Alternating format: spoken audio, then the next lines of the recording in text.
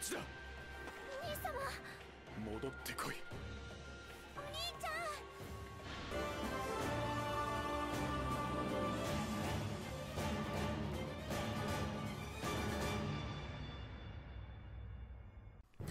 What is up, YouTube? It's RS Mario here, and I'm bringing you another Fire Emblem If Theories video.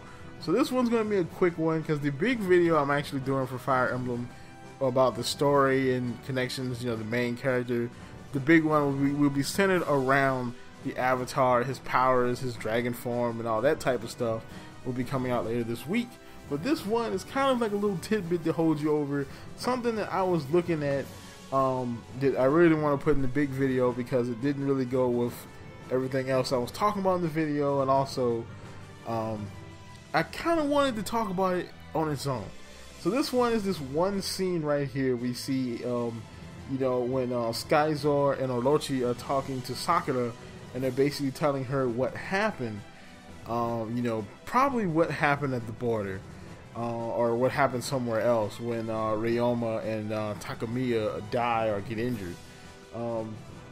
We see there are 7 characters on the screen. Now, of course, we know that the assassin person on the top right corner is, of course, Skyzor. The person right beside him or under him is Orochi, and the person right in front of them is Sakura. Now, we don't know who the other assassin is. This is the green hair assassin. We do see them in that screen with all the characters in the first trailer. So we know this person is a reoccurring character in the Hoshido side. We also see the dancing chick, and of course, you know, the main character, the avatar. Now, the thing we see here is we see the silver-haired guy. And we see that his character is red, so we know red characters in Fire Emblem usually indicate enemies, because, you know, red characters are enemies, green characters are unofficiated allies, and then of course your characters have, you know, the colors of your team. So this guy is the silver-haired dude. He's the silver-haired horseman dude. He's in red. Now, if you look at the first trailer, that one scene with all the characters on it, that dude is there. That dude is there with all the other Hoshido characters. Then if you see another scene in that very same trailer, you see the team up system. You know, they you know, he is there again, being protected by a hero chick who we don't know, or we didn't see in this character screen. You know, so basically two Western characters, you know, that might be allies. You know, maybe, you know, you can actually, you know, defect people from the other side in various missions. Maybe it involves a side quest or something. You know, maybe something similar to how in Fire Emblem, when you went to get new characters, you know, there was a specific mission that pops up. You know, or after, you know, certain characters, you know, get married off, you know, a certain mission will pop up, and you can get one of their children, you know, to be on your team. Maybe there's something like this. Maybe this is a side quest, because we see later in this trailer, you're actually fighting against the silver-haired dude, you know. So it's kind of like, you know, we also see in the text above, which is, I believe this was Iwata talking in this one, and he says, you know, by gathering allies in a more traditional Fire Emblem story. So maybe, you know, you can actually gather enemies from the other side. Now, we do know in Fire Emblem that you could do this a couple times with characters like Henry and, oh man, I can't remember her name, Tharja. You know, Henry and Tharja, you can actually, you know, recruit them from the Plagia side, you know, as well as the other characters as well. You know, so maybe you can do the same thing here. So maybe it's not, you know, maybe you make the choice and a lot of characters die, but some characters you can actually bring over to your side and actually use them. That would be the only way to explain why this guy, and of course the hero chick who we don't see in this picture, you know, are, you know, actually, you know, on your side, you know. And this also is the same dojo-like scene we see from that first trailer. And then again, this could also reveal something else. Maybe characters will actually defect from your side depending on certain decisions you make.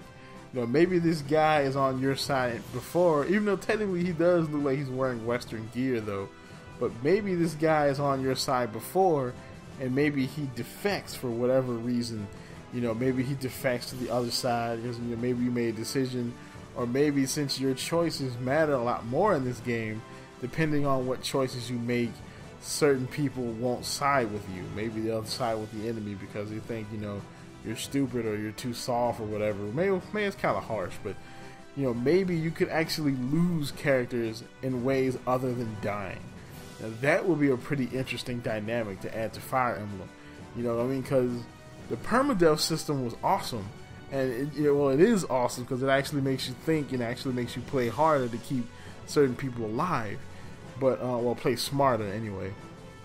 But yeah, but losing characters in other ways that may actually be out of your control or make you really think about these decisions. You know, kind of like in, like, say, Mass Effect with the loyalty missions.